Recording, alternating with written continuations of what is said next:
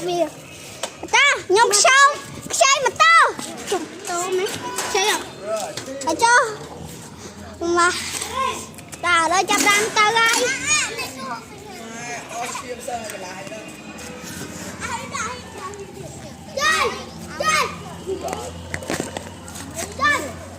trả lời anh rồi hello bạn chỉ còn đà lên bạn chỉ mà tôi cái mà tôi ấy còn sao bạn chỉ đà lên sao đó có bạn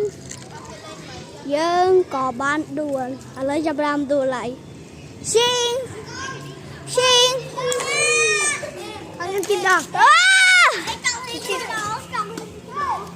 hả cho hai chiên mà đi à đi luôn mà to anh cho bạn